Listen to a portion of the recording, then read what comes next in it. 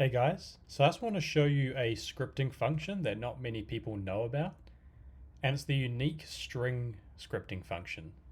So the scenario I'm going to show you is, say you have your play calls in basketball and you want to see which play calls were the most efficient by seeing the shooting percentage from those play calls. Now you might have a scripted output window that has all of your play calls listed down, and then like the shooting percentage beside it, using scripting to reference the name of that play call. However, if you don't run that play call in, say, a game or multiple games, you're just going to have essentially a play call name and then just 0% shooting. But what if there was a way essentially to pull the play calls that you only the play calls that you ran and none of the play calls you didn't run? So this is what this scripting function essentially does, as it only pulls the information that exists and does not pull information that doesn't exist. So just to show you what that looks like, if I go into report mode here, and I'm going to select 3 games that I just added a bunch of fake play call labels to. So new custom selection, let's select these 3 games and go select.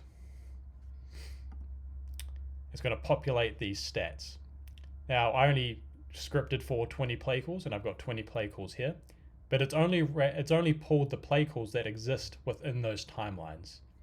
So what does that scripting look like? So what I've done is I've identified the position row. So button name, home team plus offense. Home team is the button ID of this Ohio State inactive button down here. So Ohio State plus offense is the name of my position row. Then I've just identified the names, all of the instances in that row. So instances where row equals Ohio State offense. And then this is the money line here. So I've just made a variable. The variable name is irrelevant. I've just called it string equals unique string. And then in brackets, I've put instances. So I've put this variable up here. So I've just identified the instances in that row of Ohio State offense, and then plays, and then comma 1. So what these two next parts are is the plays in quotation marks. That is the name of the group from which I'm pulling these play calls from. So if your group for play calls is just called play calls, then that's what you would put in this quotation marks, but this is the group name. So it's identifying the group in the row, in the instances of home team offense or Ohio State offense. And then 1, it's pulling the first unique label from that group from these instances. So it's pulling the first unique label from this group in this collection of instances. So if I come down 1, the exact same scripting is going to exist, except this time it's going to be 2. So it's pulling the second unique label in this group of plays from this collection of instances, which in this case is Ohio State offense.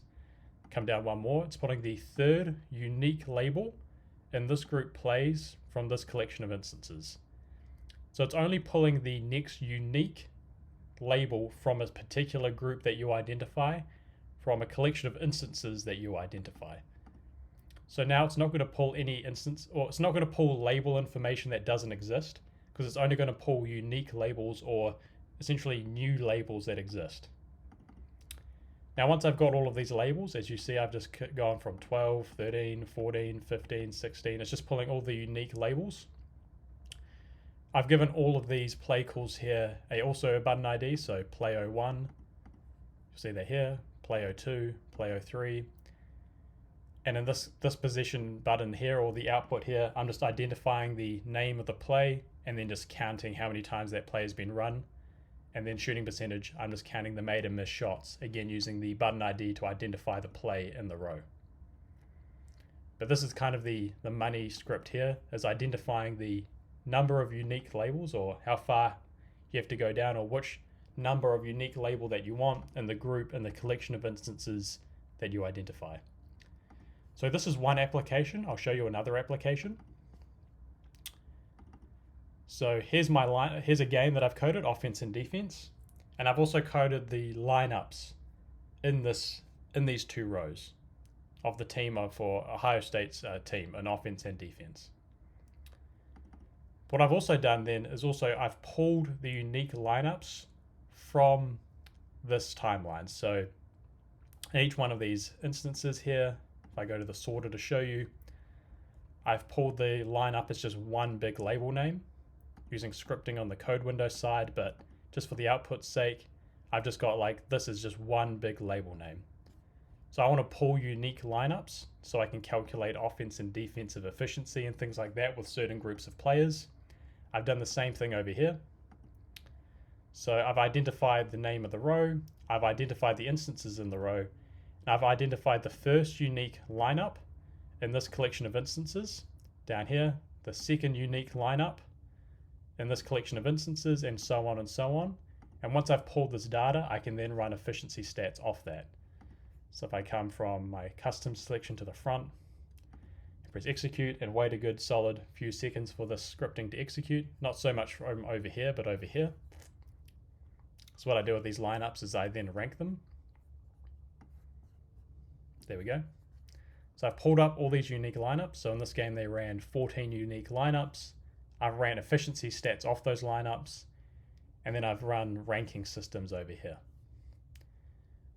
But this unique string function is awesome for this particular function because it allows you to pull every unique group of lineup, or in the other case, play call, and then run efficiency stats. And it's not going to pull, as you can see here, we've just got empty slots here. It's not going to pull a repetitive lineups or repetitive play calls, and it's not going to pull play calls, or it's not going to pull lineups that didn't exist.